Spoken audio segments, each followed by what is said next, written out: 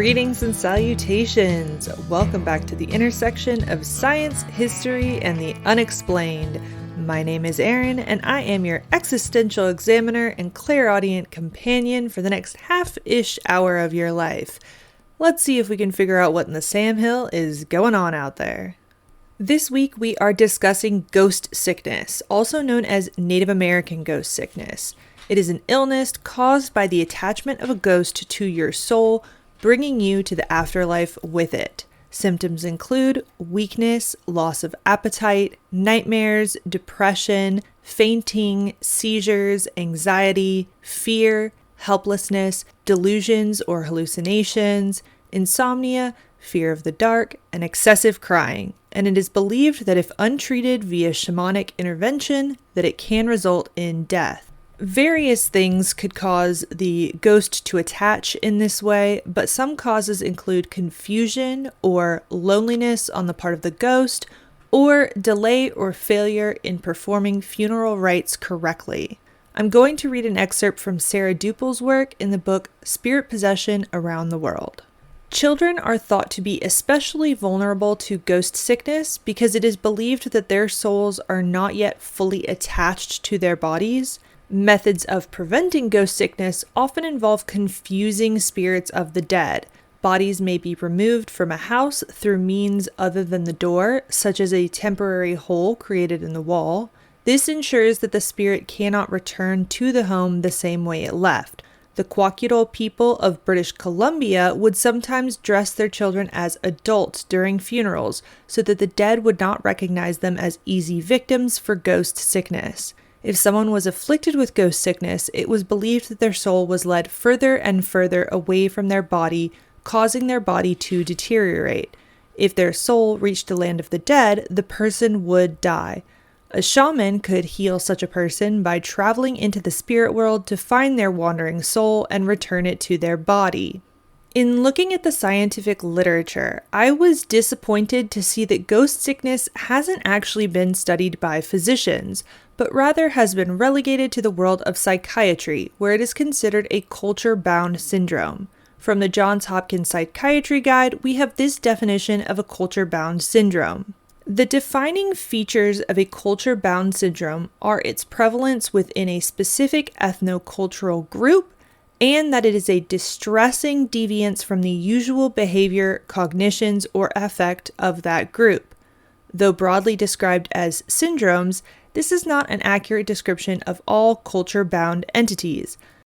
Some are indeed a syndromal clustering of symptoms, however, others are more accurately defined as local explanatory models of illness or an illness label for diverse misfortunes.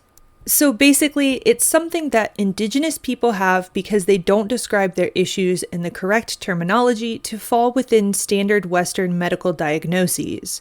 In the literature on ghost sickness, it is primarily studied in Native American populations, particularly Navajo, Hopi, and Salish, and in the Hmong diaspora coming out of Southeast Asia. And in the literature, it is seen as strictly a type of grief disorder, wherein that grief manifests as physical symptoms and or pre-existing physical symptoms are falsely claimed to be a new phenomenon. Personally, I feel that Western medicine is pretty ineffective outside of emergency care because it separates mind, body, and spirit into three different cathedrals, and never the three shall meet. So of course psychologists aren't going to believe ghost sickness is anything other than grief because ghosts aren't real, heaven isn't real, and you're just a crazy person. When all you have is a hammer, everything looks like a nail. There are a lot of illnesses, including Guillain-Barré syndrome, that used to be lumped in with polio. Just because we don't call it polio anymore doesn't mean it isn't a valid illness that existed before it had a definition. Just because indigenous people don't use clinical, atheistic language to describe their problem doesn't mean it isn't something found in Karen or Susan from the parish or anyone else really. As another example, the literature on ghost sickness points to the prevalence of death among the widowed within the first year as compared to a control sample. However, we have cultural beliefs in the notion of soulmates. What if there is actually a spiritual connection between two souls that can pull a person kicking and screaming into the grave? It's just so frustrating. I wish science would be open to discussing these things as if they weren't all apples and oranges. But then again, I wouldn't have a podcast if science actually opened their eyes and asked the out-of-the-box questions. I also find the idea of ghost sickness as a culture-bound syndrome extremely limiting. It completely shuts down any cross-cultural comparisons of similar complaints that may have different religious language. So let's take a brief 1,000-foot look at some of those related beliefs. The most obvious example of attempts to confuse the dead is the holiday of Halloween. The Celts believed that Samhain, near the beginning of November, and Beltane, near the beginning of May, were liminal times when the boundaries between worlds were thinnest. At these times, you wouldn't just be dealing with the dead, but also with the Fae. There are legends of people being captured on Samhain by the Fae and taken to a fairy mound or Sidhe until the next Samhain. The Celts wore costumes on Samhain to confuse both the dead and the Fae, and that practice survived Christianization to become the Halloween we know today. And of course, we have already discussed in previous episodes how tangling with a fairy can be bad for one's health in Irish folklore.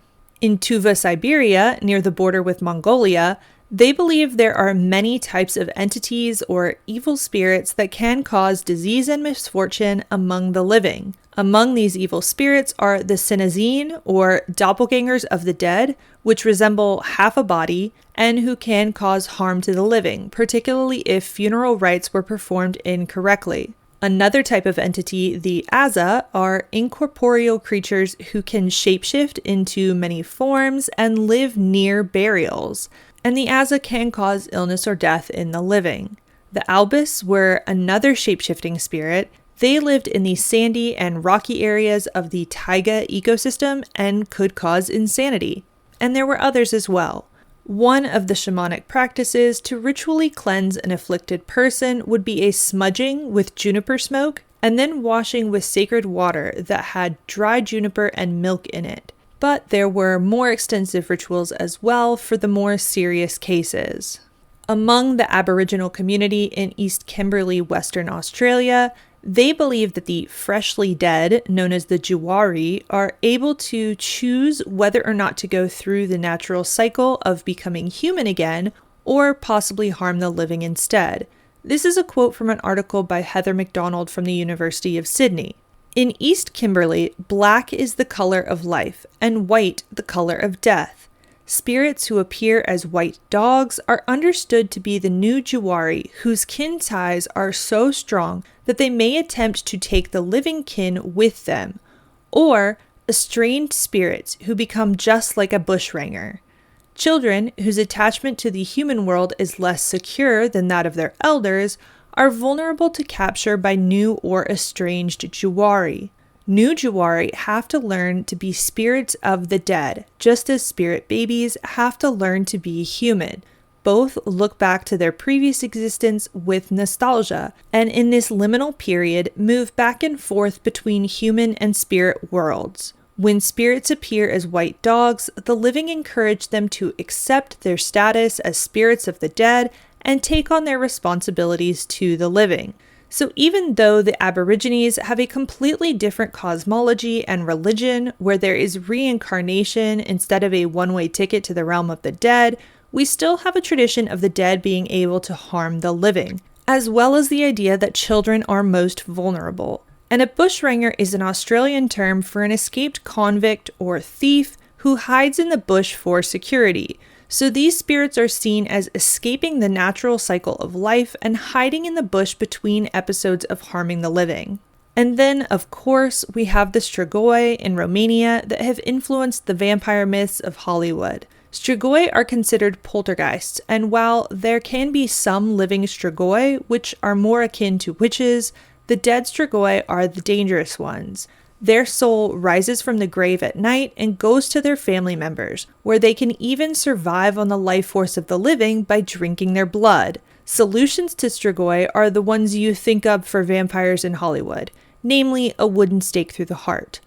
Babies with white locks of hair and pale blue eyes are said to be sure to become Strigoi when they die, so it's best to stake them after their death before any trouble can be had. And then for the Catholic perspective, I'll defer to Father Chad Ripperger. He's probably the most famous Catholic exorcist at this point. He's written a ton of books and done the whole Catholic show circuit. I have a huge respect for him and his work. And he says that yes, typically they are dealing with demons, rarely in full possession, but usually in varying levels of influence and attachment.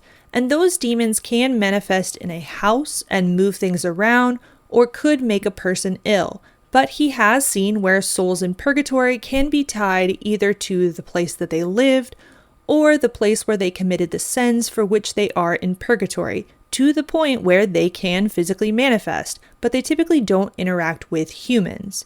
This would be what the paranormal investigation crowd calls a residual haunting. In Father Ripperger's experience, those type of ghosts can be eliminated by the exorcist when the exorcist says a mass in the home as a plenary indulgence for the sins of the ghost, which allows the soul to be released from purgatory and cross the bridge into heaven. Now, personally, I can see how this explanation of negative entities being able to create illness and misfortune would help solve some problems we have in our current worldview. The first of these problems is the notion of suffering within the context of Christianity. My personal upbringing and belief system falls under the umbrella of Christianity and its many denominations, so that's the religion I am most familiar with, though I'm sure other belief systems probably have similar issues. Within Christianity, the biggest problem is the question of suffering. How can a benevolent and all-powerful God allow such suffering in the world? It's an important question that led renowned biblical scholar Bart Ehrman to leave the faith, and it's partially what led Kupstanika from the Memphis Rap Sigils episode to Satanism. So often we are told by faith leaders that if you love God, all things work out, but we all have seen really good and faithful people suffer for no clear reason. The explanation of negative entities could be the answer. If there truly is a spiritual war going on, you could justify it as God winning the war, but not the battle. And interestingly, I have some personal experience with a friend in college who was training to become a pastor, and it was when he began his training that he began experiencing physical manifestations of a poltergeist spirit or demon within his home. Likewise, medicine has the problem of idiopathic illness, or illness without a cause. We can treat the symptoms, but how do you provide the correct answer without knowing the question? You cannot cure an illness without understanding the true cause, and medical research is slowly providing a better understanding of the various causes of illness, but they will probably never find the causes to every illness because they lack the proper framework to do so. This faulty framework isn't limited to physical illness either.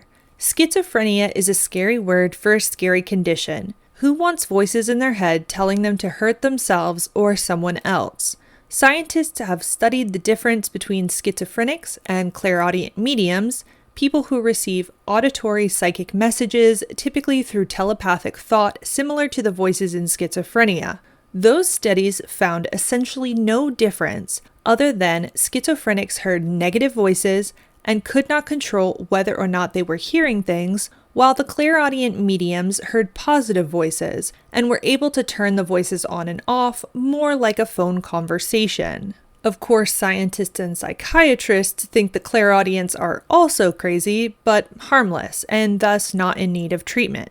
But what if schizophrenia is the misunderstood condition? Dr. Jerry Marzinski is a retired psychological professional who spent over 3 decades in the field working with thousands of schizophrenics, including some at the notorious Central State Hospital in my home state of Georgia, and he has a very different take on the illness. In his experience, patients aren't experiencing random negative hallucinations. They're all experiencing almost identical voices that are very clearly a separate entity with separate intentions and desires from that of the patient. And the so-called thoughts coming from those voices are almost all lies about the patient and the patient's surroundings. Like an abusive partner, the voices will isolate the patient from friends and family with false information and will insult the patient regularly.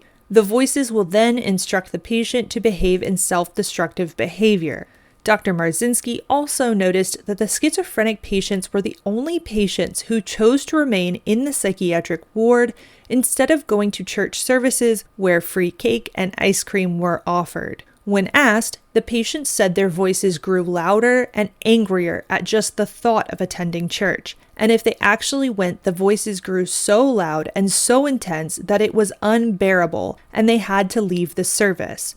The same was reported when they attempted to read the Bible, in particular Psalm 23, which of course is "The Lord is my shepherd." When Dr. Marzinski began working in the prison system, he found that schizophrenic inmates said their voices had told them which houses to break into, when the occupants were up, where to find the valuables in the home, and when the police were about to show up.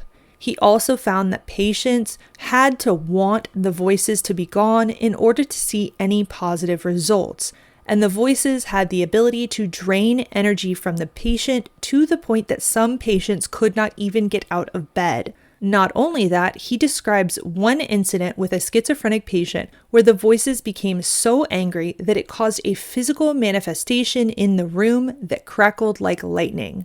Psychiatry as a field fails to help these people because they have separated mind, body, and spirit, and because they are incestuously intertwined with the pharmaceutical industry. But it's pretty clear to me that these people are suffering from the attachment of negative entities that vampirically feed on the negative emotions of the host. The list of symptoms is straight out of an exorcism manual. Another thing Marzinski notes is that the voices always speak in plural and refer to themselves as we, and that children who are abused are more likely to develop these voices. That immediately brings to my mind dissociative identity disorder, formerly known as multiple personality disorder. Aside from all of the trenders on TikTok who are faking the condition for attention, if the people who actually have DID are dissociating from themselves, who or what is coming in to replace the host? The other question is how many mental and physical illnesses could be linked to lower grade attachments. Emanuel Swedenborg, the 18th century Swedish scientist turned mystic and father of spiritualism, said that none of our thoughts come from ourselves. So are people suffering from anxiety or depression dealing with negative entity attachment? What about people with chronic fatigue syndrome that seem to have the energy drained from their bodies for no reason? Are the elites intentionally generating negative emotions through the fear porn they call the news in order to feed these negative entities? All great questions that the scientific cathedral is doing their best to avoid answering. If we're going to talk about what ghosts can or cannot do, though, I have to go to the source. Most of you probably don't know that I am somewhat of a clairaudient medium myself. I don't really talk about it on the podcast because it isn't all that relevant to most of the episodes, but I have a few ghosties that follow me around and a few others that stay at our house. Most of my conversations are with my main spirit guide, I suppose you could say. Her name is Alice, and it is my belief that in life, she was Alice Young, the first woman ever hung in America for witchcraft and my 10th great-grandmother. I say belief because obviously I can't prove any of this. For all I know, she's a demon named Frank, and I'm being very much catfished from beyond.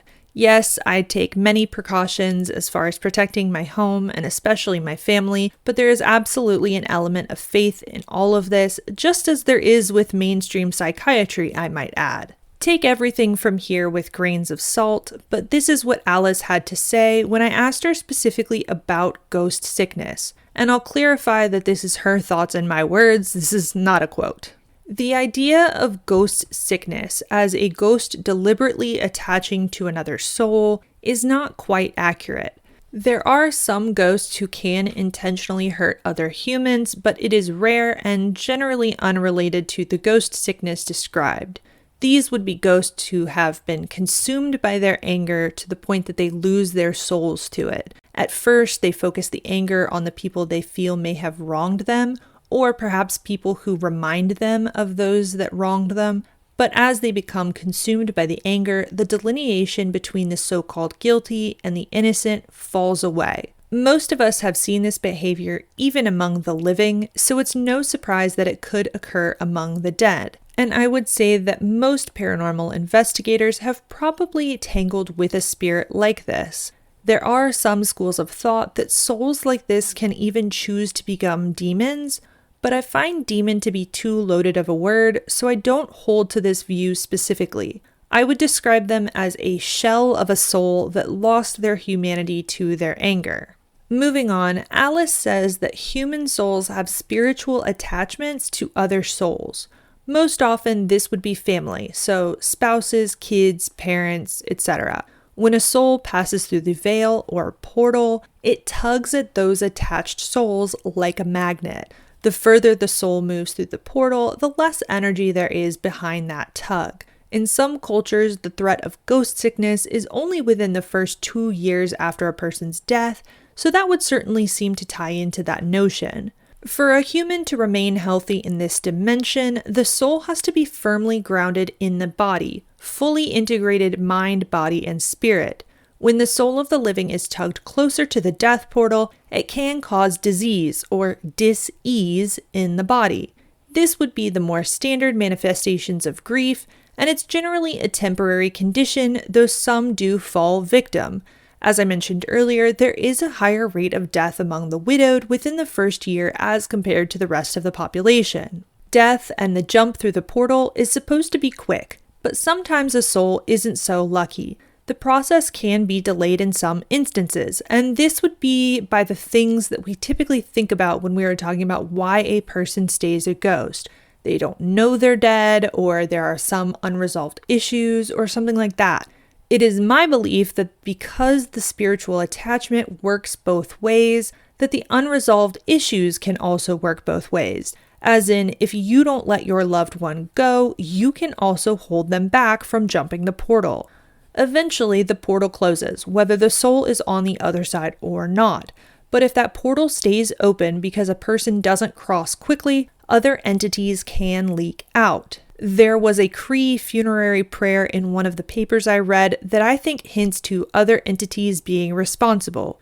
Go straight ahead. Do not take anyone with you. Do not look back. When you reach your destination, talk for us. Tell them not to trouble us or not to come here and take anyone else away. There are negative vampiric entities on the other side, on the pathway between our dimension and heaven, for lack of a better word, that relish the opportunity to feed on humans. And it is these entities that cause the ghost sickness. They can attach to you like a leech on your life force, and they would attack the souls they find first, which would generally be family because those souls have been tugged closer to the portal that the entities are leaking out of. As for why children are considered bigger targets, Alice said, "Why do humans eat veal?" Which is a disgusting thought, but these entities see children as more juicy and tender. Their innocence makes them a yummier target. And they're also more vulnerable because they are naturally closer to the spirit realm through their daily use of imagination and the whole not being crushed under the responsibility and expectations of adulthood thing. As for why iron is said to protect from certain types of attachment, Alice said it is only found in this dimension, so it grounds you into this reality. The key to preventing an attachment is to stay fully grounded into this dimension. That's one reason why alcoholics and drug addicts are more vulnerable to negative entity attachments, and why there is a very real meth to schizophrenia pipeline. The more time you spend with your body, mind, and spirit not integrated with one another, the more vulnerable you are to an attachment. Putting my conspiratorial hat on, I might question why the field of medicine is pumping people full of happy drugs that keep us from being fully integrated instead of dealing with the actual underlying issues, but that is another topic for another day. I don't have time to fully discuss my feelings towards the pharmaceutical industry overlords. And finally, I want to provide a caution to y'all. When you rip a soul back through the portal to communicate with them, you can, and often do, bring negative entity leeches through the portal with them. This is the main reason I do not actually work as a medium performing seances or attempting to contact specific spirits, but you don't have to perform the full ritual seance to get this effect. It can be as simple as asking a specific spirit to manifest and communicate during a paranormal investigation, which many paranormal investigators do quite frequently. So my suggestion is that you can ask if any spirits are present and ask if they would like to come forward and communicate of their own volition. But I would strongly caution against attempting to contact specific spirits or bullying any spirit into communicating with you. Be careful out there, y'all. Never forget that we are dipping our toes into realms that we can never fully understand in this lifetime. And be extremely skeptical of spirits that present as children. Children have that innocence and closeness to the portal that allow them to cross easily. It is extremely rare that a child would actually become a ghost by failing to cross the portal. But there are many negative entities that can and will present as children in order to trick you into allowing them access to your soul. That is going to wrap it up for this week's episode. Take a gander at the show notes to find the list of resources I used, as well as all of the places that you can find me. You can also go to beacons.ai/whatsamhill to get a free sticker and show your support for the show. Until next time, may you never stop asking, what in the Sam Hill?